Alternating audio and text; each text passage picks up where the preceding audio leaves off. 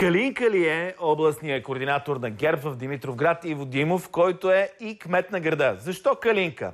Защото си спомняте Калина с фалшивата диплома в Министерство на земеделието, която гръмна като един огромен скандал. И сега се оказва, че депутатът Иван Петров вчера, съпартиец на господин... как му беше фамилията? Иво Димов, да. Та неговият съпартиец депутата Иван Петров изпрати СМС на министър-председателя, че Димов има фалшива диплома за висше образование.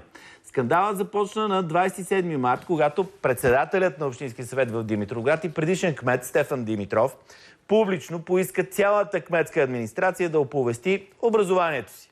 Тогава господин Димов представи пред местни журналисти диплома на бакалавър по маркетинг от Пловдивския университет Паисий Хилендарски.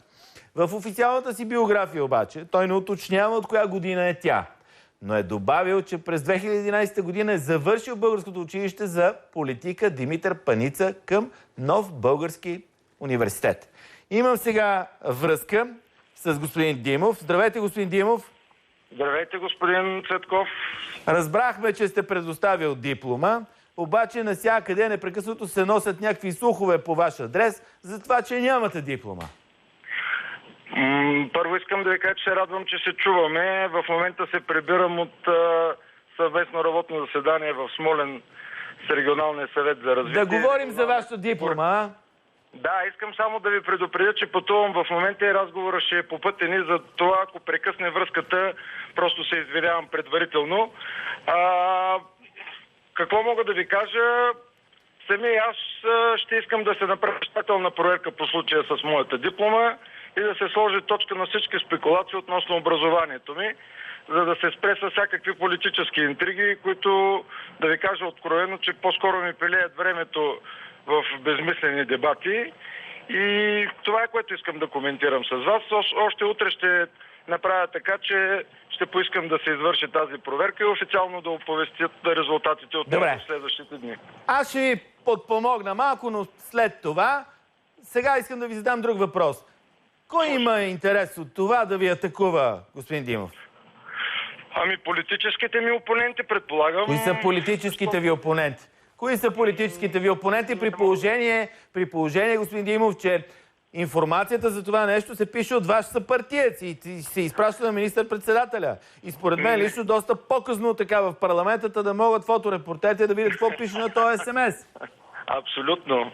Абсолютно сте прав, но не мога да коментирам поведението на господин Иван Петров, който беше предишния областен координатор, и не искам да влизам в тази тема. Пак ви казвам, за мен това е безмислен и безпочвен дебат, интрига, която, как да кажа, няма никакво основание. Затова нека да изчакаме проверката официалната на Пловдивския университет и в момента... Добре, аз ви казах, че ще ви помогна по тая тема, но това ще стане след рекламата по Нова телевизия.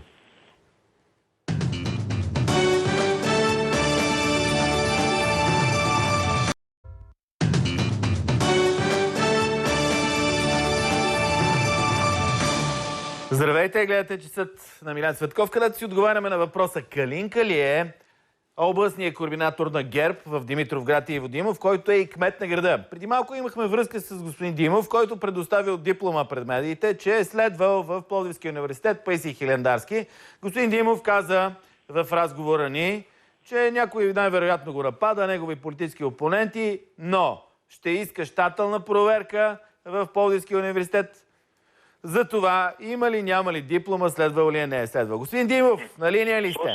Слушам ви. Така, вие казахте, че искате щателна проверка. Аз, понеже съм предвидлив, вече съм ви осигурил. Или по-скоро нашия репортер Даниел Петканов, който се свърза с началника на учебния отдел на Пловдивския университет Паисий Хилендарски, който заяви, че студент с името Иво Тенев Димов с ЕГН 680918 и така нататък не се е обучавал и не е завършвал учебното заведение или неговите филиали в периода 90-та-2010 година.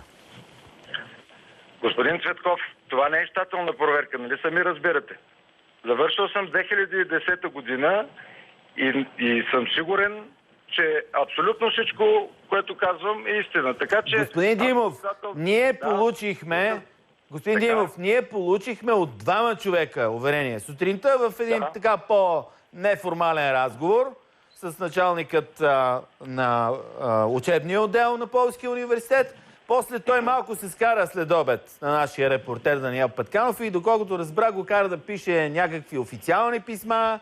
Той ги изпрати и получи този официален отговор. Повтарям, студент с името Иво Тенев Димов с ЕГН Едикуеси не се е обучавал, не е завършвал учебното заведение или неговите филиали в периода 90-2010 година. Господин Цветков, аз пак настоявам и пак твърдя, че това е инсинуация. И пак ви казвам, аз ще настоявам за щателна проверка от до, за да се види и да се разбере какво се случва там.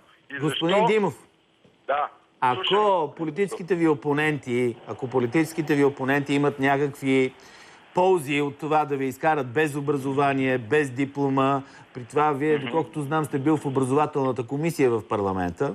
Точно така, да. Със средно образование, но това няма никакво значение. Ако те имат някакви дивиденти, окей, да ги разберем, нали? Те са ви опоненти. Но Пловдивския университет, служителите в Пловдивския университет, те каква полза да извадят от това, че ще обявят, че Иво Димов няма диплома? Господин Цветков, възможно е да се е получила техническа грешка. Възможно е да има недоглеждане. И аз пак ви казвам, моля ви, нека да изчакаме тази щателна проверка, след което съм на линия винаги да коментираме. Техническа грешка при положение, че и ЕГН-то ви се споменава. Всичко се случва, господин Цветков. Нали разбирате? Всичко е възможно. Така че пак повтарям, аз ще изискам от ректора да се направи щателна проверка и да има официално становище не от директор на дирекция, а от Пловдивския университет и от ректора. Смятам, че е нормално това. Може ли човек да си купи диплома, господин Димов, в България? Не мога да ви кажа. Не съм аз човека, който... Ало? Но, да, ало, слушам ви. Казвам, може ли да си купи човек диплома в България? Не мога да ви кажа, не мога да ви отговоря на този отговор, господин Цветков. Ако исках да си купя диплома, сигурно нямаше да от Пловдивския университет, ще седа от някой реномиран чуждестранен западен университет. Вие сега тук-що турихте кръст на Пловдивския университет. Напротив, искам да кажа, не че Пловдивския университет е лош, напротив, това е един... Ако сте разчитал на някакво познанство с ректора, току-що го зачеркнахте да знаете.